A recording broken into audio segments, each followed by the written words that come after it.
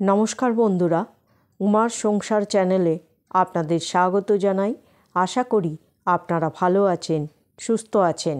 আজকের পর্বের আলোচ্য বিষয় 2024 সালের মোক্ষদা একাদশী ব্রত কবে পালিত হবে, একাদশী তিথি কখন শুরু এবং কখন শেষ, একাদশীর ব্রত পালনের সময় কখন, মোক্ষদা একাদশীর পূর্ণাঙ্গ সময়সূচি।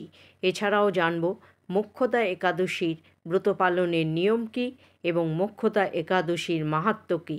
চলুন জেনে নিই আজকের পর্ব থেকে। পর্বটি শুরু করার আগে উমার সংসার চ্যানেলটিকে সাবস্ক্রাইব করে বেল আইকনটি প্রেস করুন, লাইক, কমেন্ট, শেয়ার করুন। পর্বটি অবশ্যই শেষ পর্যন্ত দেখতে থাকুন। অগ্রহায়ণ মাসের শুক্লপক্ষের একাদশী তিথিতে মোক্ষদা একাদশীর ব্রত পালন করা হয়। মোক্ষদা একাদশীর দিনে গীতা জয়ন্তীর উৎসব পালিত হয়। এই দিনই ভগবান শ্রীকৃষ্ণ অর্জুনকে গীতার মাহাত্ম্য বুঝিয়েছিলেন। তাই এই দিনের বিশেষ গুরুত্ব রয়েছে হিন্দু ধর্মাবলম্বীদের কাছে।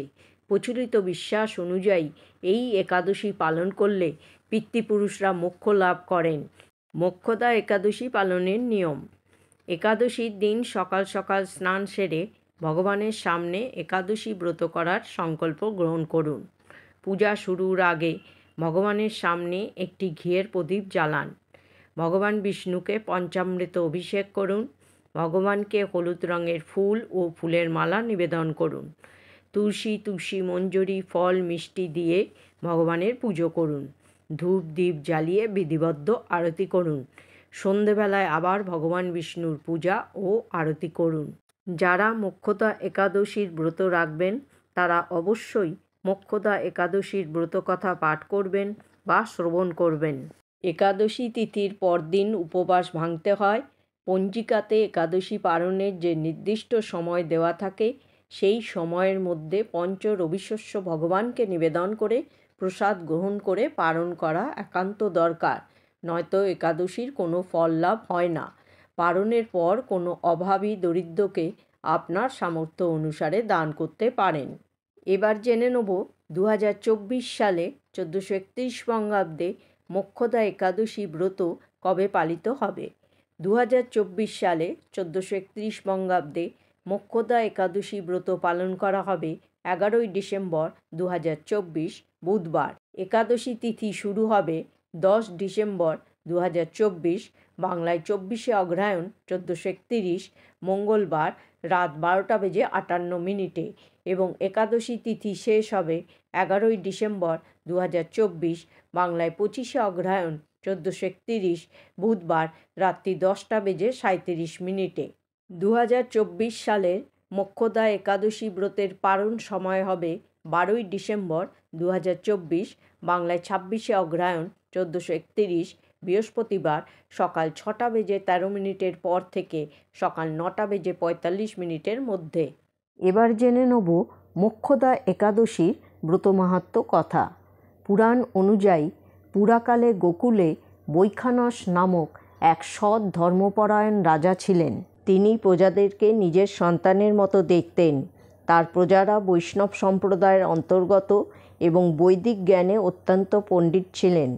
এক রাতে রাজা একটি স্বপ্ন দেখলেন, যেখানে তিনি যমরাজ দ্বারা শাসিত নরকে তার পিতাকে যন্ত্রণা ভোগ করতে দেখলেন। মৃত্যুর দেবতার হাত থেকে মুক্ত করার জন্য রাজার পিতা রাজার কাছে অনুরোধ জানালেন। রাজা অত্যন্ত ব্যথিত হলেন। পরের দিন তার রাজ্যের ব্রাহ্মণদের কাছে তিনি এই দুঃস্বপ্নের কথা বললেন। কিভাবে তার মৃত পিতাকে এই নরকের অত্যাচার থেকে মুক্ত করা যায় এবং তাকে মোক্ষ প্রদান করা যায় সেই সম্পর্কে তিনি তাদের কাছে পরামর্শ চাইলেন। তখন ব্রাহ্মণগণ রাজাকে সর্বজ্ঞ সাধক পর্বতমুনির কাছে যাওয়ার পরামর্শ দিলেন। এরপর রাজা পর্বতমুনির আশ্রমে গেলেন এবং মুনিকে নিজের পিতার মুক্তির পথ জিজ্ঞাসা করলেন। মুনি এরপর জানালেন যে তার পিতা গত জন্মে একটি পাপ করেছিলেন, যে কারণে তাকে নরক যন্ত্রণা ভোগ করতে হচ্ছে। এই পাপ থেকে মুক্তি লাভের উপায় হিসেবে মুনি রাজাকে মোক্ষদা একাদশী ব্রত পালনের পরামর্শ দিলেন। মুনির এই কথা শোনার পর রাজা তার নগরীতে ফিরে এলেন। তারপর অগ্রহায়ণ মাসের শুক্লপক্ষের একাদশী তিথিতে রাজা তার স্ত্রী পুত্রের সঙ্গে ভক্তি ও শ্রদ্ধার সাথে মোক্ষদা একাদশীর ব্রত পালন করলেন। পালন করার পর সেই পুণ্যফল তিনি তার পিতার উদ্দেশ্যে প্রদান করলেন। এই পুণ্যফল প্রদানের সঙ্গে সঙ্গে তার পিতা রাজাকে আশীর্বাদ করলেন, হে পুত্র, তোমার মঙ্গল হোক। এই বলতে বলতে বৈখানস রাজার পিতা নরক থেকে মুক্ত হয়ে স্বর্গে গমন করলেন। বন্ধুরা, আজকের পর্বটি এখানেই শেষ করছি। জয় শ্রীকৃষ্ণ। রাধে রাধে।